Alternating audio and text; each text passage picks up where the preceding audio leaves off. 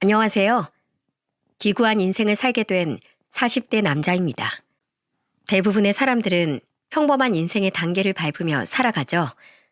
평범한 부모님 아래에서 평범하게 태어나고 자라 인생의 동반자를 만나 아이를 낳고 기르며 살아가는 아주 자연스러운 단계 말입니다. 하지만 전 평범한 듯 하면서도 무엇 하나 결코 순탄한 법이 없던 인생을 살아왔습니다. 그중 2년 전 제게 일어났던 사건에 대해서 친구들과 지인들 그 누구에게도 차마 털어놓지 못했어요.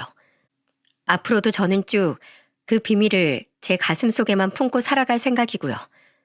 그래도 딱 한 번 누군가에겐 제 이야기를 털어놓고 싶어 떨리는 마음을 무릅쓰고 이렇게 사연을 보내게 되었습니다. 저는 서울의 한 철물점집 외동아들로 태어났어요. 저를 낳은 후 건강이 급속도로 나빠진 엄마는 끝내 건강을 회복하지 못하고 제 나이 7살에 그만 세상을 떠나시고 말았죠. 아버지는 장사를 하셨어야 했기에 전 시골에서 올라온 할머니의 손에 맡겨졌습니다.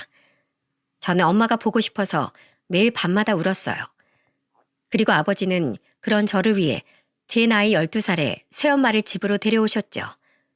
그날 그렇게 전 두 번째 엄마를 가지게 되었습니다. 아버지에게 듣기로 엄마 또한 재혼이라고 하시더군요. 전 남편과의 사이에서 아이는 없었고요. 처음엔 조금 어색했지만 이내 엄마라는 말은 제 입에 찰싹 달라붙어 떨어질 줄을 몰랐습니다. 오래도록 그리워했던 엄마라는 존재가 너무 좋아서 저는 시도 때도 없이 엄마를 불러댔거든요. 엄마, 뭐 하세요?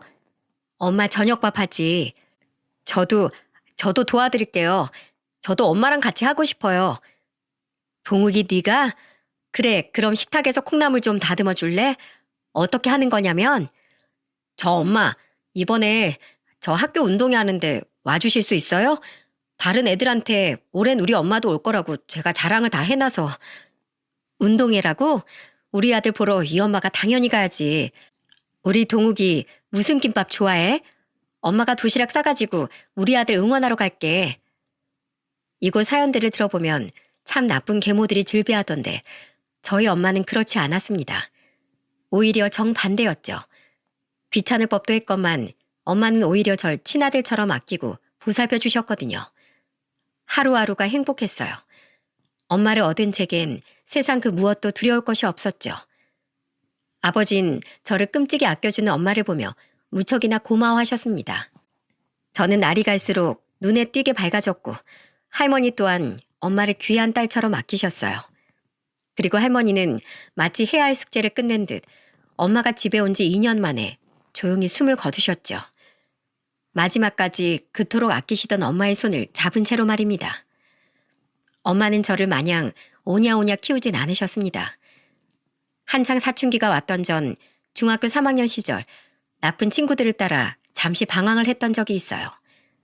친구들을 괴롭히진 않았지만 겉멋이 들어 노는 친구들을 따라 호기심에 술을 마시고 담배를 피웠죠. 그러다 한 번은 엄마에게 제대로 걸리고 만 겁니다. 그때 전 엄마에게 처음으로 매타작을 당해봤어요. 이놈의 자식아! 아! 엄마, 아파요! 엄마는 제 등짝을 마구 후려치셨습니다. 그리곤 손이 퉁퉁 부은 채 화난 표정으로 앉은 엄마 앞에 무릎을 꿇고 연신 죄송하다고 잘못을 빌었죠. 엄마는 엄한 목소리로 제게 이렇게 말씀하셨어요. 동우가 왜 네 스스로 시간과 정성을 들여서 네 인생을 망치는 경험을 하니? 네가 잘못되면 그건 너뿐만이 아니라 이 아버지와 이 엄마의 가슴 또한 갈기갈기 찢어질 거다. 난 목숨보다 소중한 내 아들이 잘못된 길을 가는 걸 막기 위해서라면 얼마든지 회초리를 들 수 있어. 친구들하고 어울리는 거 좋지.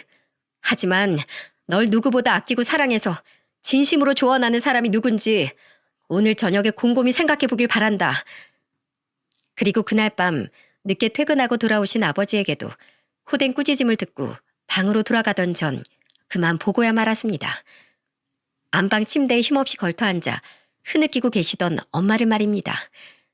그날 전 어린 마음에도 제가 무언가 큰 잘못을 저질렀다는 사실 하나만은 단단히 깨달았던 것 같아요. 그래서 그날 이후 전 호기심에 저질렀던 비행과 일탈 모두를 그만두고 다시 학업에 열중하게 되었죠. 저는 부모님의 지원과 도움으로 서울의 중위권 대학에 합격할 수 있었습니다. 아버지께서도 절 많이 도우셨지만 수험 생활 내내 헌신적으로 절 챙긴 엄마가 아니었다면 전 그 힘든 고3 생활을 버텨내지 못했을 거예요. 대학교 합격 통지를 확인한 후 제가 누구보다 먼저 달려가 꽉 안고 눈물을 터뜨렸던 사람도 바로 엄마였죠. 시간이 흘러 대학을 졸업한 전 공기업에 취업을 했습니다. 아주 평탄한 삶의 연속이었죠. 저는 대학 친구가 주선한 소개팅으로 만난 아내와 결혼해도 꼴이 날 수 있었어요. 직장인이었던 아내는 활기차고 착한 사람이었습니다. 아내의 모습을 가만히 보고 있노라면 어찌나 사람이 반짝반짝 빛나던지 전 아내를 보며 항상 제게 과분한 여자라고 생각했어요. 저희 부모님 또한 그런 아내를 무척이나 좋아하셨죠. 특히 엄마는 제가 아내와 본가에 갈 때면 항상 아내를 백년 손님 대하듯 귀하게 대해주시더라고요. 네 시할머니도 며느리였던 날 아주 귀하게 대해주셨지. 세아가 널 보니 수많은 과거의 기억이 떠오르는구나. 네 손에 앞으로도 우리 집에선 물 한 방울 묻히지 않을 테니 모쪼록 자주 놀러 오렴. 목사님이었던 장인어른과 교회 전도사로 일하셨던 장모님 또한 절 친아들처럼 아껴주셨습니다. 평온한 결혼 생활 속에서 저와 아내는 귀여운 딸도 한 명 낳았어요. 아내 또한 처가댁의 외동딸이었던지라 양가에선 첫 손주의 탄생을 무척이나 기뻐하셨죠. 하지만 우리의 행복은 그리 오래 가지 못했어요. 딸아이가 돌도 되기 전 아내는 그만 난소암 사기 판정을 받고 말았거든요. 아내는 양가 식구들의 간절한 기도 속에서 수술을 받고 항암 치료를 받으며 투병 생활을 이어갔지만 결국 채 2년이라는 시간을 넘기지 못하고 세상을 떠나버렸죠. 고작 우리 딸의 나이 3살의 말입니다. 슬픔을 딛고 혼자 딸을 키워내야 했던 전 엄마의 권유로 부모님의 집에 다시 들어가게 되었습니다. 엄마는 직장 생활을 하는 저를 위해 우리 딸을 돌봐주셨고 다행히 7살이었던 저보다도 더 어린 나이에 엄마를 잃은 딸은 엄마의 존재를 기억하지 못했습니다. 딸은 초등학교에 들어가기 전까지 저희 엄마인 할머니의 지극정성으로 인해 엄마의 빈자리를 느끼지 못하고 밝게 자랐죠. 저는 아내가 세상을 떠난 후 자주는 아니어도 처부모님의 생신과 명절엔 딸을 데리고 항상 두 분을 찾아뵈었어요.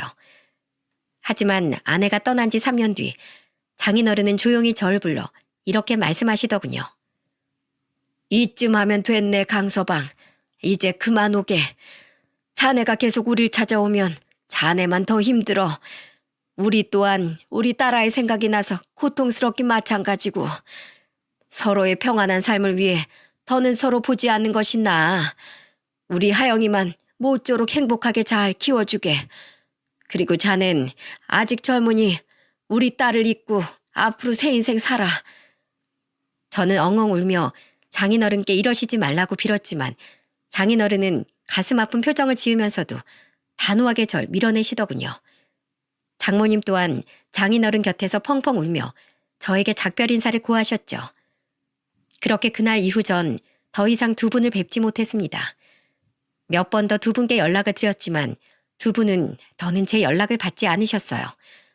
너무 힘들었지만 저는 엄마의 끝없는 응원과 지지로 결국 다시 일어설 수 있었습니다. 그렇게 아내가 세상을 떠난 지 약 7년이라는 시간이 흘렀어요. 딸이 초등학교 3학년이었던 어느 날 엄마는 저를 불러 이런 말씀을 하시더군요. 동우가 넌 재혼할 생각 없니? 하영이가 초등학교에 들어가고 나서 부쩍 엄마의 빈자리를 많이 느끼는 것 같더구나. 아무래도 집에서만 있을 때하고는 다르게 주위 친구들이 사는 모습이 눈에 들어올 테니까. 저는 최근 몇 년간 왜 자신만 엄마가 없냐고 울먹이던 딸의 모습을 떠올렸습니다. 제가 쓰게 웃자 엄마는 말을 이으셨어요. 동우가 너도 알잖니? 엄마의 빈자리가 그 나이 때 애들에게 얼마나 크게 느껴지는지, 엄마라는 존재가 아이에게 얼마나 필요한지 말이야. 그러니까 하영이를 위해서라도 재혼에 대해 진지하게 한번 생각해봐. 이 엄마 주변에 아직 시집 안 간 딸을 둔 지인이 하나 있어. 그 딸이 결혼 생각이 없어서 여태 시집을 안 가서 그렇지. 내가 몇 번 보니 애가 참 바르고 착하더구나. 엄마가 주선해 줄 테니까 한번 만나봐. 어느새 얼굴에 주름이 많아진 아버지는 엄마 옆에 앉아 부록이 넘은 아들을 걱정하며 엄마의 말씀을 거두시더군요. 저는 저를 걱정하는 두 분의 마음과 엄마를 찾으며 울던 딸을 떠올리며 결국 알았다고 대답했죠. 그런데 엄마, 제가 집에 놀러 오시던 엄마 친구분들은 전부 배웠던 것 같은데 그분은 어느 이모 따님이에요? 그 중엔 없어. 아주 예전에 알고 지내던 지인 딸이야. 지금은 저기 어디냐. 전라도 시골에서 살고 있다는구나. 하도 멀리 살아서 통화만 하지 나도 잘 못 봐. 엄마의 말씀처럼 엄마 지인의 따님은 만나서 이야기를 나누어 보니 정말 예의 바르고 좋은 사람이었어요. 안녕하세요. 김주연입니다. 말씀 많이 들었어요. 뵙게 되어서 반갑습니다. 중소기업에 다니고 있다던 주연 씨는 저와 나이가 6살이나 차이가 나더군요. 저는 사별을 한 데다 나이도 많고 아이까지 있었던 터라 주연 씨가 너무 아깝게 느껴졌어요. 솔직한 심정을 털어놓는 제 말에 주연 씨는 이렇게 대답하더군요. 그게 어디 동욱 씨 잘못인가요? 무작위로 사람을 골라서 불행을 주는 세상 탓이죠. 전 아직 동욱 씨처럼 그런 가슴 아픈 일을 아직 겪지 않은 사람일 뿐이고요. 누가 먼저고 나중이냐는 차이일 뿐 동욱 씨가 저에 비해 기우는 부분은 아무것도 없다고 생각해요. 항상 신중히 말을 골라 이야기하던 주연 씨의 현명함이 전 무척 좋았습니다. 그리고 8개월간의 만남 이후 제 나이 43, 제 딸의 나이 11살에 저와 주연 씨는 결혼식을 올렸어요. 그런데 이상하게 결혼식 날 아내와 저희 엄마는 마치 사연 있는 사람들처럼 눈물을 주룩주룩 흘리더군요. 정작 장인어른과 장모님은 아내를 보며 종일 환하게 웃고 계셨고 심지어 제가 처음 결혼할 때 엄마가 울긴 하셨어도 그 정도는 아니었거든요. 나중에 엄마에게 물으니 엄마는 멋쩍은 듯 웃으며 이렇게 말씀하셨죠. 네가 그동안 네 전처 보내고 많이 힘들어했던 게 생각나서 그랬던 것 같구나. 새아가야 뭐 결혼식 날 신부가 우는 게 드문 일도 아니지 않니? 새아가도 살아오면서 우여곡절이 많았겠지. 그렇게 우리는 저희 부모님 댁에서 신혼생활을 시작했습니다. 저는 딸을 데리고 분가를 하려고 했지만 아내가 먼저 제게 합가를 하고 싶다고 제안했죠. 전 어른들 모시고 사는 게 좋아요. 어릴 때부터 사람이 많이 북적이는 집안에 시집 가고 싶었거든요. 게다가 갑자기 자기를 돌봐주던 할머니하고 떨어지게 되면 하영이가 많이 힘들어할지도 모르고요.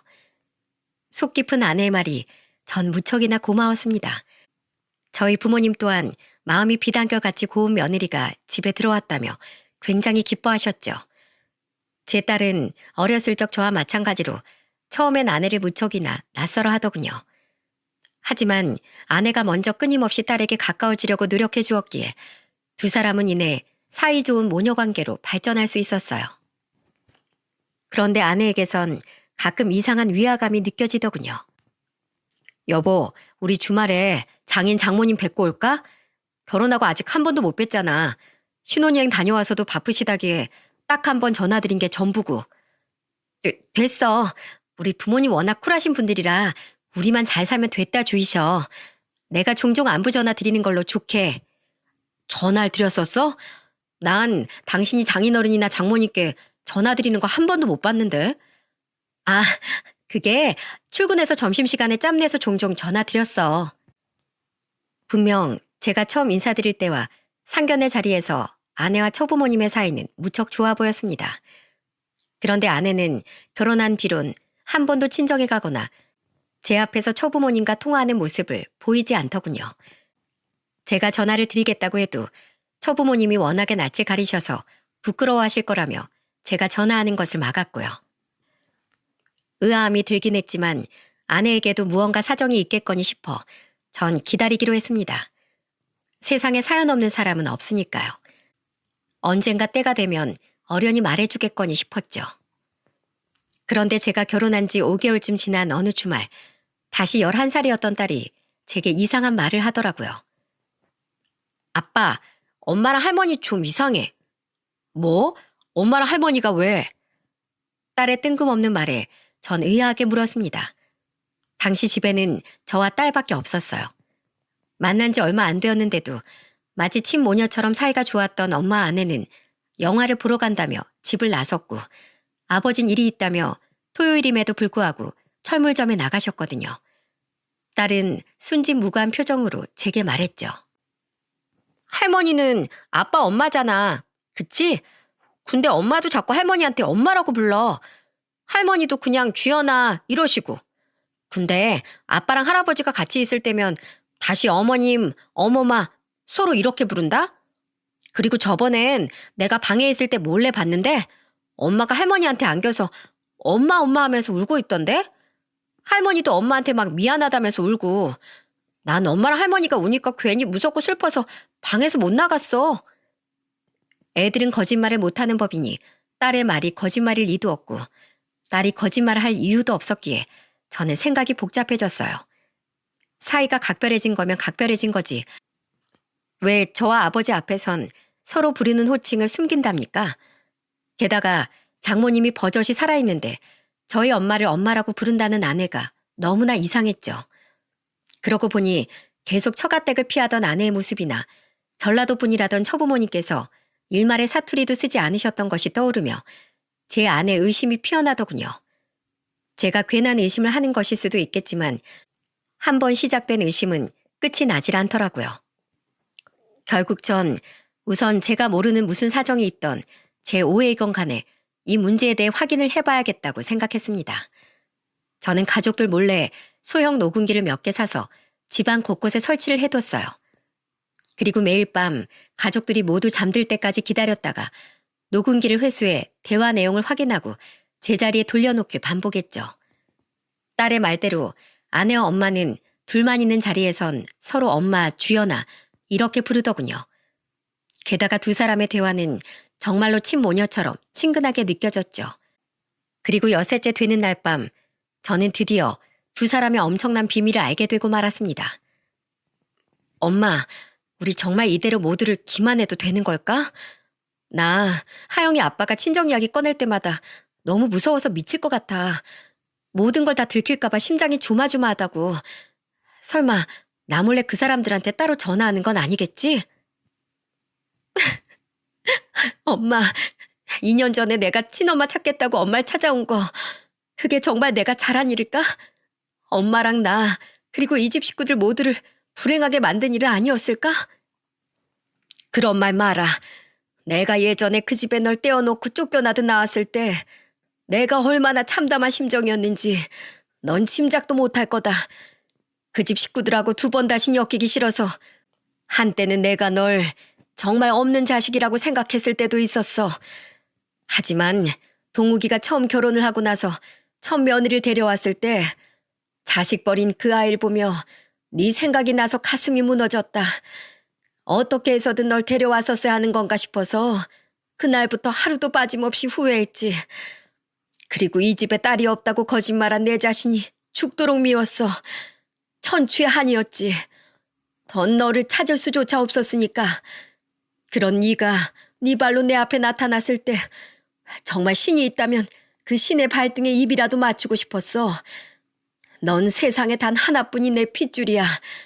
난 두 번 다시 널 잃을 수 없다. 세상 그 누가 손가락질을 한다 한들 말이야. 너무 놀라서 제 손이 벌벌 떨리더군요. 지금 제가 들은 내용이 맞는지 믿기지가 않아 저는 녹음본을 두 번, 세 번을 다시 돌려들었습니다. 그때가 돼서야 비로소 현실이 받아들여지더군요. 처음부터 모두 거짓이었던 거예요. 아내는 존재하지도 않았던 엄마 지인의 딸이 아니라 오래전 엄마가 전 남편과의 사이에서 난 친딸이었던 겁니다.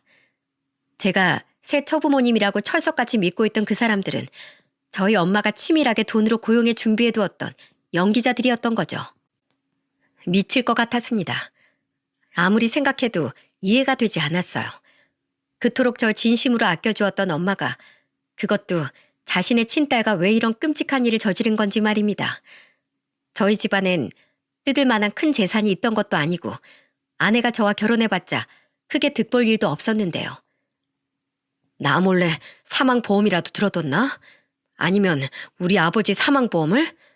그럼 그동안 엄마의 모든 행동들은 전부 거짓이었나? 그 기나긴 세월 모두? 저는 그날 밤 결국 한숨도 자지 못하고 밤을 지새웠습니다. 그리고 다음 날인 토요일 아침 일찍 잠을 자고 있던 딸을 제외한 모든 가족을 불러 모았죠. 무슨 일인데 주말 꼭두 새벽부터 식구들을 다 깨워? 아버지는 잠이 덜 깨신 듯 눈을 비비며 물으셨고 아내와 엄마 또한 의아한 얼굴로 절 바라보더군요. 저는 아무 말 없이 엄마 아내의 대화 녹음본을 재생시켰죠. 재생이 전부 끝난 뒤에 엄마 아내의 얼굴을 보니 두 사람의 얼굴은 사색이 되다 못해 시퍼렇게 질려 있더라고요. 마찬가지로 아버지 또한 상황 파악이 안 되는지 경악한 표정으로 우리를 번갈아 보셨습니다. 저는 싸늘한 눈으로 엄마 아내를 바라보며 말했어요. 하영이가 이상한 말을 하길래 제가 괜한 의심을 풀어보고자 집에 녹음기를 설치했었어요. 그런데 제 괜한 의심이 아니었더군요. 엄마, 이게 정말이에요? 정말로 저 사람이 엄마 친딸이고 그걸 뻔히 알면서도 저랑 저 사람을 일부러 재혼시킨 거예요? 대체 왜요? 돈 때문이에요? 그렇게 가만히 있지 말고 무슨 말씀이라도 해보세요. 저 지금 미치기 일보 직전이니까. 당신도 입만 꾹 다물고 있지 말고 뭐라고 변명이라도 좀 해봐. 이게 다 무슨 일인지. 저는 끝내 배신감을 참지 못하고 소리쳤습니다. 아내는 아무 말도 못하고 바들바들 떨며 눈물을 뚝뚝 떨구더군요. 엄마! 제가 사나운 표정으로 엄마를 부르짖자 그제야 엄마는 눈을 질끈 감았다 뜨시더니 눈물을 흘리며 모든 진실을 털어놓으셨어요. 그리고 엄마 입에서 나온 이 끔찍한 사건의 전말은 우리 모두를 탈주가 없는 미로로 밀어넣었습니다. 미안해요, 여보. 미안하다, 동우가. 나도 이렇게 긴 시간 동안 두 사람을 속이려고 했던 건 아니었어. 그동안 나도 마음이 괴로워서 미칠 것 같았다. 사실 난 전 남편과 전 시댁에게 학대에 가까운 시집살이를 당했어. 풍족한 집안이었던 시댁에선 고 하나 다름없던 날 처음부터 탐탁지 않게 여겼단다. 나중에 알고 보니까 내 남편 또한 가족이 없던 날 거의 말 잘 듣는 몸종처럼 부리려고 그 집에 데리고 갔던 거더라고. 처음엔 그저 무시만 좀 하고 구박하던 시부모란 사람들은 내가 딸인 주연이를 낳고 더 이상 아이를 가지지 못하자 그때부턴 대놓고 날 멸시하더구나. 내가 늦잠이라도 자는 날엔 시부라는 사람이 날 발길질로 깨웠고 시모는 국이 맛이 없다며 내 얼굴에 뜨거운 국그릇을 집어던지는 게 일상이었지. 울면서 내가 제발 나가 살자고 전 남편에게 매달렸더니 전 남편 또한 나한테 손찌검을 하기 시작했다. 고 하나 다름없는 필요한 날 데리고 살아주는 것만 해도 고마워해야 할 판에 어딜 도망치려고 하냐면서 말이야. 나는 그 집에서 눈 뜰 때부터 잠들 때까지 집안일을 하고 남편 시중을 드는 노예, 그 이상도 이하도 아니었어. 난 그 사람들에게 매번 내가 하잘것없는 인간이라는 세뇌를 당하면서도 주연이 하나만 보고 이를 악물고 버텼지. 그러다 주연이가 4살이 됐을 때 난 그 집에서 쫓겨났다. 내가 있으면 재혼하는데 방해가 된다면서 말이야. 전 남편 놈에게 여자가 생겼거든. 그때 그 인간 같지도 않은 전 시부모가 나에게 단단히 으름장을 놨지. 이 집에서 있었던 일 밖에서 떠들고 다니지 마라. 그리고 앞으로 네 딸을 보겠다며 이 집에 찾아와서 내 아들 앞길도 막지 마라. 또다시 자기들 눈앞에 나타나면 나뿐만 아니라 내 딸도 가만두지 않겠다. 이러면서 나한테 주먹을 쥐어 보이더구나. 그때 난 뒤도 돌아보지 않고 도망쳤다. 주연이가 걱정이 되긴 했지만 자기 아들 핏줄이라며 그 인간들이 주연이에겐 그래도 잘해줬으니 괜찮겠지. 그 집엔 돈도 많으니 이게 오히려 주연이를 위한 일이 맞아. 이러면서 애써 스스로를 다독였지. 무엇보다 난 더 이상 그 김씨 가문 근처엔 얼씬도 하고 싶지 않았어. 솔직히 난 그 집이 너무 무서웠단다. 그 집 식구들이라면 자다가도 이가 갈릴 정도로 치가 떨렸지. 그러다가 동욱이 네 아버지를 만나 재혼을 했고 난 태어나서 처음으로 남편과 시어머니의 사랑을 느낄 수 있었다. 너무 행복하고 두려웠어. 겨우 얻은 이 행복이 깨지진 않을까 싶어서 처음엔 잠조차 제대로 이룰 수가 없었지. 그래서 그 집에 대한 모든 흔적을 내게서 없애고자 난 딸조차 없는 척을 했다. 처음에라도 네 아버지한테 사실대로 털어놨어야 했는데 차마 이 행복이 깨질까 봐 그러지 못했어. 그리고 내가 다시 딸을 보려고 그 집을 찾아가면 주연이조차 가만두지 않겠다고 했으니 난 멀리서나마 마음으로 내 딸의 행복을 빌어줄 수밖에 없었다. 그리고 그 죄책감에 난 동욱이 널 더욱더 정성으로 키웠어. 내 딸을 대신해서 아들인 널 더욱 훌륭하게 그리고 행복하게 키우고 싶었단다. 하지만 애써 잊고 살던 우리 주연이가 자식 같은 첫 며느리를 만난 이후로 더더욱 간절하게 보고 싶더구나. 밥은 잘 먹고 살고 있는지, 며느리처럼 동욱이 너 같은 좋은 남자 만났을지 시간이 지날수록 걱정이 되었어. 엄마는 눈물이 멈추지 않는지 잠시 말을 멈추고 옷소매로 연신 눈물을 닦으시더군요. 아내는 옆에서 엄마의 어깨를 감싸 안으며 함께 흐느꼈죠. 겨우 울음을 그친 엄마는 다시 말을 이으셨습니다. 저는 잠자코 엄마의 말을 마저 들어보기로 했습니다. 그런데 2년 전 주연이가 날 찾아왔다. 동사무소에 부탁해서 내 기록을 찾았다는구나. 한동안 멀리서 날 지켜봤다던 주연이는 내가 외출한 틈을 타 내게 말을 걸어왔지. 주연이를 거의 30여 년 만에 다시 만났을 때 그때 내 마음이 어땠을지 짐작하겠니? 죄책감과 반가움, 감사함과 경악스러움이 모두 밀려왔다. 그리고 주연이가 어떻게 살았는지 전부 들은 그 순간 난 엄청난 죄책감에 휩싸여 주연이 앞에서 얼굴조차 들 수가 없었어. 전 남편의 세 부인은 아들을 둘이나 낳았다는구나. 전 남편은 물론이거니와 악마 같은 전 시부모들은 손주들이 생기니까 우리 주연이를 찬밥 취급하며 거의 방치하듯 키웠다는데 그 말을 듣는 순간 내 자신이 죽이고 싶을 정도로 미웠어.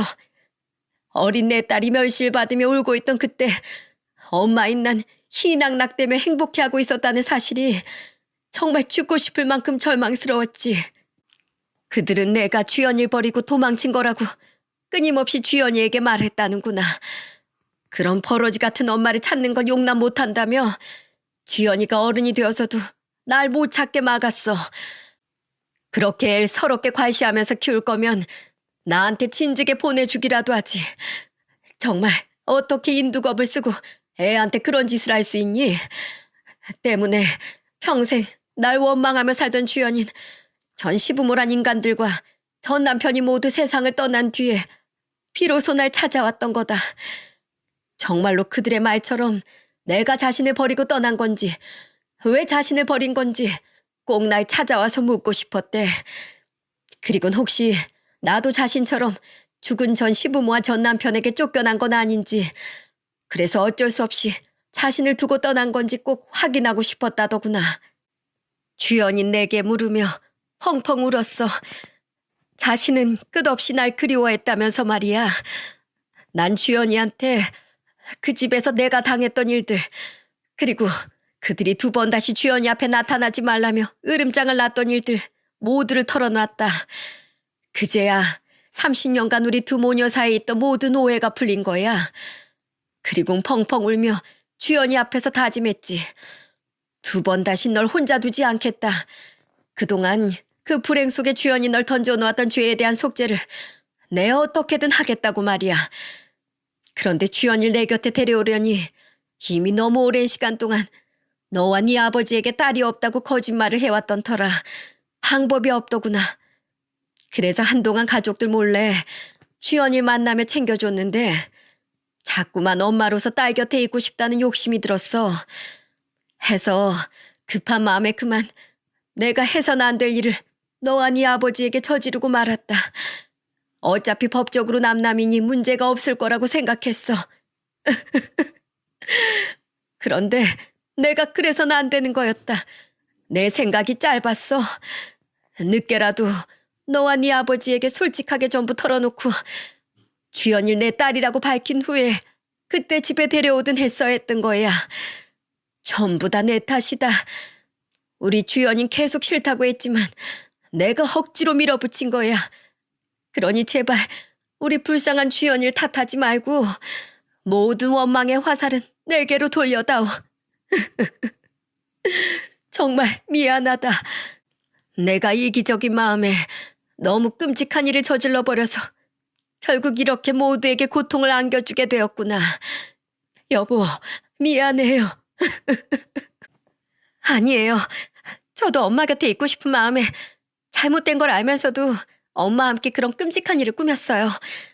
30년 동안 그 집에서 못 불렀던 엄마라는 이름, 이제라도 엄마 곁에서 마음껏 부르며 살고 싶어서 욕심부렸어요. 엄마 혼자의 잘못이 아니에요. 제가 엄마 앞에 나타나지만 않았어도 이런 일이 생기지 않았을 거예요. 여보, 아버님, 정말 죄송합니다. 엄마는 소파에서 내려와 무릎을 꿇고 오열하더군요. 아내는 함께 엄마의 옆에 무릎을 꿇고 흐느끼고 있었죠. 너무 처절한 사연에 저는 그 두 사람에게 비난을 퍼부을 수도, 그렇다고 위로를 건넬 수도 없었습니다. 그런 아픈 사연이 있었기에 두 사람은 결혼식장에서 그토록 서글프게 울었던 거였어요. 저는 참담한 마음을 누르지 못하고 눈을 질끈 감으며 눈물만 흘렸습니다. 한참 동안 엄마 아내를 내려다보던 아버지는 테이블에 놓인 담뱃갑을 쥐어들고는 떨리는 걸음으로 베란다로 향하시더군요. 저는 그들을 내버려 두고 방으로 들어와 한참 동안 얼굴을 감싸고 절규했습니다. 이 걷잡을 수 없는 상황을 도대체 어떻게 풀어나가야 하는지 알 수가 없었어요. 두 사람을 당장 이 집에서 쫓아낼 수도, 그렇다고 모든 걸 감싸 안을 수도 없었죠. 세상 그 어떤 것보다 더한 막장이 제 인생에 일어났다는 사실이 믿기지가 않았어요. 그 뒤 아버지는 간단한 짐을 싸들고는 집을 나가셨습니다. 남해로 내려가 한동안 낚시를 하며 생각을 정리하고 싶다는 말만 남긴 채로 말이죠. 저 또한 차마 아내와 엄마의 눈을 똑바로 마주할 수가 없더라고요. 그들을 볼 때마다 배신감과 연민이 동시에 밀려왔거든요. 아내와 엄마는 애써 딸에게는 평소 같은 행동을 보였지만 이후엔 안방에서 쥐죽은 듯이 생활하더군요. 마치 처벌을 기다리는 죄인처럼 말입니다. 아버지가 남해로 떠난 지 일주일 정도 지난 날, 아버지는 제게 전화를 거셨어요. 아버지는 오랜 고민 끝에 결국 결정을 내린 모양이시더군요. 동우가 어머니랑 네 엄만 어찌 지내고 있냐? 하영인 잘 있고? 두 사람은 그냥 안방에서 숨소리도 들리지 않을 정도로 조용히 지내고 있어요. 가끔 제게 무슨 말 하고 싶어 보이긴 하는데 그냥 전 외면하고 있고요. 아직 두 사람에게 무슨 말을 해야 하는지 도통 모르겠어서요. 하영이 앞에선 최대한 티를 내지 않으려고 하는데 집안 분위기가 이상한 걸 애도 아는지 자꾸만 제게 엄마랑 할머니랑 무슨 일이 있냐고 묻더라고요. 애한텐 또 어떻게 이야기해야 하는지 정말 미치겠어요, 아버지. 왜 우리한테 이런 일이 생긴 거죠? 아버지는 제 말에 한숨을 푹 내쉬더니 저에게 이런 말씀을 하셨습니다. 그리고 아버지의 말은 저에게 더욱 큰 고민을 안겨주었죠. 동우가 너만 괜찮다면 난 너희 엄마랑 하영 어멈 한 번만 용서해 주려고 한다. 물론 그 두 사람이 우리에게 저지른 일은 너무도 끔찍한 일이야. 나도 처음 며칠 동안은 당장 그 둘을 집에서 쫓아내려고 마음먹었어. 하지만 동우가 너도 알지 않니? 적어도 네 엄만 널 진심으로 사랑한다는 사실을 말이다. 적어도 난 네 엄마가 널 친자식에 버금가는, 아니 그 이상의 애정으로 널 키웠다는 것만은 잘 알고 있어. 네 엄마가 자기 딸에게 못 준 애정을 대신 너에게 줬다고 한들 널 진심으로 자식으로 생각하지 않았으면 절대 너에게 그렇게 헌신하지 못했을 거다. 네 엄마가 아니었으면 네가 지금처럼 이렇게 훌륭하게 자라지도 못했을 거야. 그거 하나만은 내가 장담한다. 네 엄마가 홀로 괴로워하면서도 가족에게 최선을 다했던 30년이라는 세월을 잊지 말자. 더군다나 하영 어멈도 너와 하영이 그리고 나한테까지 정말 끔찍이 잘하지 않았니? 딱 봐도 느껴지더구나. 가족에 대한 애정이 정말 많이 굶주렸던 아이라는 게 말이야. 그래서 어멈이 자기 친정에 가지 않으려는 것도 아무 말 안 하고 그냥 지켜만 봤던 거다. 겉보기엔 좋은 사람들처럼 보였어도 자기 자식에게 모자란 애정을 주었을 거라고 내 짐작했었지. 결국 그 두 사람 모두 가짜였지만 말이야. 동우가, 넌 내 말을 어떻게 생각하니? 너에겐 내 강요하지 않으마. 이건 나보다 너한테 더 중요한 문제니 말이다. 난 내일 아침에 첫 차 타고 올라갈 생각이다. 그때 우리 다시 이야기하자꾸나.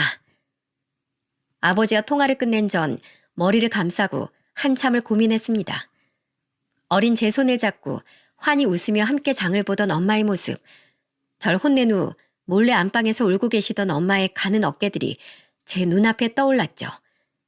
게다가 제 딸이 잠들 때까지 옆에 누워 책을 읽어주다가 함께 잠든 아내의 모습과 아픈 제 과거를 듣고 한참 동안 눈물을 멈추지 못하던 아내의 우는 얼굴이 제 모든 기억을 덮어버리니 참을 수 없이 가슴이 아파왔어요. 그리고 다음 날 저는 첫 차를 타고 남해에서 올라온 아버지의 외침에 잠에서 깼죠. 얘 동우가, 어여 일어나 봐라. 네 엄마랑 하영어멈이 사라졌다.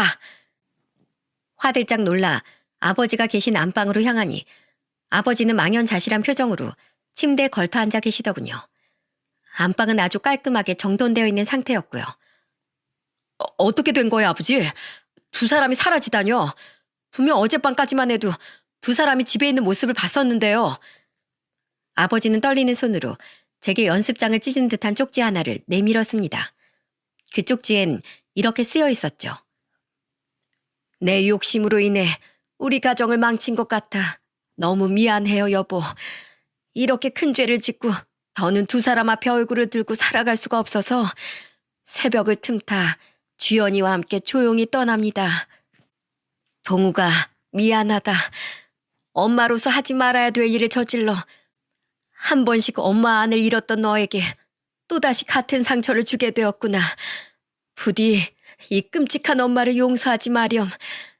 두 사람 곁에서 평생을 속죄하고 싶지만 못난 엄마 탓에 오랜 시간 마음고생하며 살았던 주연이 곁을 더는 떠날 수가 없다. 하지만 동우가 30년이 넘는 세월 동안 난 진심으로 네 엄마로 살 수 있어서 행복했단다. 그러니 아들아, 이 엄마를 원망하며 앞으로의 네 삶을 낭비하지 말아라. 이 엄만 그럴 가치도 없는 사람이니 나로 인해 원망에 사로잡혀 네 인생을 절대로 망치면 안 된다. 동우가 이 못난 엄마는 있고 꼭 행복하렴. 어디에서든지 너와 하영이의 행복을 응원하마. 사랑한다. 여보, 우리 동욱이 잘 부탁해요. 미안해요. 그동안 고마웠어요. 엄마의 마지막 편지를 읽은 전 그만 그 자리에 무너지듯 주저앉았습니다. 그리곤 편지를 품에 안고 집이 떠나가라 통곡했죠. 이 편지에 꾹꾹 눌러담긴 30여 년 동안 절 사랑으로 키워준 엄마의 애정을 여실히 느낄 수 있었으니까요. 야반도주하듯 집을 떠나는 와중에도 마지막까지 제 걱정을 하던 엄마의 마음이 느껴져 가슴이 찢어지는 것 같았어요. 저와 아버지는 그 길로 곧장 두 사람을 찾아 나섰습니다. 저는 회사에 휴가를 내고 아버지는 가게 문을 닫고서 번갈아 가며 딸을 돌봤죠. 아내는 회사까지 그만두고 잠적을 했다더군요. 그리곤 하루에 30통이 넘는 부재중 전화를 엄마 아내에게 남겼어요. 하지만 두 사람은 끝내 아버지 전화도 저의 전화도 받지 않았고 저는 두 사람을 찾아다닌 지 일주일 후 마지막이라는 생각으로 간절함을 담아 엄마에게 문자를 남겼습니다. 엄마, 너무 보고 싶습니다. 제발 절 떠나지 마세요. 그리고 엄마는 저와 아버지가 두 사람을 찾다 못해 절망감에 지쳐갈 무렵 드디어 제게 전화를 주셨습니다. 집을 나가신 지 정확히 열흘 만이었죠. 동우가, 엄마 지금 어디세요? 제가 아버지랑 얼마나 찾아다녔는지 아세요? 제가 지금 당장 엄마 계신 곳으로 갈게요. 엄마는 강원도의 한 바닷가에서 아내와 함께 머물고 계셨더군요. 저는 아버지께 딸을 부탁하곤 곧장 강원도로 향했습니다. 두 사람은 약속된 장소에서 초조하게 서성이고 있었어요. 저는 그들을 보자마자 차에서 내려 두 사람에게 뛰어갔죠. 그리곤 어색하게 절 부르는 엄마와 아내를 양팔로 부둥켜 안았습니다. 엄마, 여보. 두 사람은 잠시 당황한 듯 얼어붙었지만 이내 절 끌어안고는 펑펑 울더라고요. 동우가, 이 엄마가 정말 미안하다. 여보, 저는 제가 품에 안지 않으면 두 사람이 또다시 제 눈앞에서 사라지진 않을까 두려워 목 놓아 울면서도 두 사람을 더 세게 끌어안았습니다. 그렇게 우리 세 사람은 눈물의 상봉식을 마친 후에 다 함께 서울의 집으로 돌아오게 되었죠. 집에서 두 사람을 초조하게 기다리던 아버지 또한 엄마를 끌어안으며 한참을 흐느끼시더군요. 아이고, 이 바보 같은 사람아. 돈 한 푼 챙기지 않고 겁도 없이 어디로 떠났었단 말이야. 미안해요, 여보. 도무지 당신과 동욱일 볼 염치가 없어서 이대로 우리가 조용히 사라지는 게 두 사람을 위한 최선이라고 생각했어요. 죄송해요, 아버님. 내가 다 품어줌세. 당신이 우리에게 최선을 다했던 그 시간, 이제 내가 그대로 갚아줄게. 주연일 내 며느리이자 자식처럼 품고 살아갈 테니 더는 나와 우리 동욱이 곁을 떠날 생각하지 말어. 아내는 끌어안고 우는 부모님을 보며 옆에서 함께 흐느끼고 있더라고요. 저 또한 또다시 흐르는 눈물을 꾹꾹 눌러 닦았죠. 엄마는 아버지의 품에서 벗어나 저를 보고는 눈물을 흘리며 물으시더군요. 아휴, 정말로 나랑 주연이가 이 집에 네 아버지와 네 곁에 있어도 괜찮겠니? 이렇게 끔찍한 잘못을 저지른 우리가 이젠 제가 엄마도 집사람도 둘 다 지켜줄 거예요. 엄마가 그동안 이 사람 대신 저한테 헌신했던 그 시간들, 그 은혜, 이젠 제가 두 사람에게 갚아 나갈게요. 그러니까 엄마, 더 이상 혼자서 괴로워하고 슬퍼하지 마세요. 여보, 당신도 이제 더는 혼자 마음 졸이며 살지 마. 그동안 정말 마음고생 많았어. 여보, 고마워요. 진심으로 고맙고 미안해요. 앞으로 평생 당신하고 아버님, 그리고 우리 하영일 위해서만 살게요. 그렇게 우리 다섯 식구는 2년이 지난 지금 언제 그런 일이 있었냐는 듯 다시 평화를 되찾아 잘 지내고 있습니다. 당시 아버지는 혹시 모를 상황을 위해 친구 집에 놀러 가고 싶다는 저희 딸을 그 친구 집에 맡기셨었다고 해요. 참으로 아버지의 해안이었죠. 어리다곤 하나 사리 분별을 할 수 있던 나이의 딸이 당시 상황을 봤었다면 우리 딸에게 설명 못할 큰 상처를 안겨주었을지도 모르니까요. 2년 전 다행히 사표를 철회할 수 있었던 아내는 요즘 직장을 다니면서도 초등학교 6학년이 된 딸아이의 조기 교육에 열심히 일합니다. 딸아이가 공부에 대한 욕심이 남달랐기에 벌써부터 중학교 2학년 과정을 배우는 종합학원에 딸을 보내고 자신도 학부모로서 입시를 어떻게 준비해야 하는지에 대해 열심히 공부하고 있죠. 자식을 잘 되게 하는 건 파라리 부모 몫이라면서 말입니다. 아내는 겪을수록 엄마의 좋은 점만을 빼닮은 착하고 좋은 사람이더군요. 저희 아버지께선 최근 철물점을 정리하셨습니다. 엄마의 가슴 아픈 과거를 듣고는 앞으로는 더 나이가 들기 전에 엄마를 위해 더욱 많은 시간을 쓰고 싶으시다면서요. 이후 두 분은 요즘 이곳저곳 놀러 다니며 노후를 즐기고 계십니다. 한두 달에 한 번은 다섯 식구 모두 다 같이 근교로 여행을 다니기도 하며 우리는 가족 간의 우애를 더욱 돈독히 만들고 있죠. 단 하나 달라진 점은 더 이상 아내는 저희 엄마를 엄마라고 부르지 않는다는 겁니다. 대신 모든 며느리들이 그리하듯 어머님이라고 부르더군요. 제가 그 이유를 물었더니 아내는 희미한 미소를 지으며 이렇게 말했습니다. 어머님도 엄마라는 뜻은 마찬가지니까 그걸로 만족하려고요. 내 욕심 때문에 하영이에게 더는 혼란을 주고 싶지 않아요. 하영이 엄마가 되려면 제가 가진 것 중 하나는 마땅히 포기할 줄 알아야죠. 제가 지금 누리고 있는 이 행복이 얼마나 과분하고 감사한 일인지 충분히 알고 있거니와 지금은 하영이 엄마로서의 내 삶이 더 중요해요. 많은 분들은 이렇게 생각하실 겁니다. 아무리 친엄마는 아니어도 어떻게 엄마의 딸과 결혼 생활을 이어갈 수 있냐고요. 저 또한 마찬가지였기 때문에 오랜 시간 동안 괴로운 고민을 했었죠. 하지만 엄마 아내가 눈앞에서 사라진 순간 깨달았네요. 반평생을 저를 위해 헌신했던 엄마에 대한 사랑과 은혜를 전 절대로 외면할 수 없다는 사실을 말입니다. 저는 앞으로 더는 아무 생각하지 않고 지금 제 곁에 있는 저희 가족의 행복을 최선을 다해 지켜나갈 생각이에요. 제 딸은 제 아내와 엄마의 사이가 특별히 돈독한 고부 사이인 줄로만 알고 있습니다. 우리 가족은 딸을 위해서 딸뿐만 아니라 그 누구에게도 말하지 않고 이 기구한 비밀을 영원히 안고 살아갈 생각이죠. 아무에게도 할 수 없었던 긴 이야기를 이곳에서나마 털어놓으니 조금 가슴이 후련해지는 것 같기도 한편으론 제가 안고 있는 이 비밀이 더욱 무겁게 느껴지기도 하네요.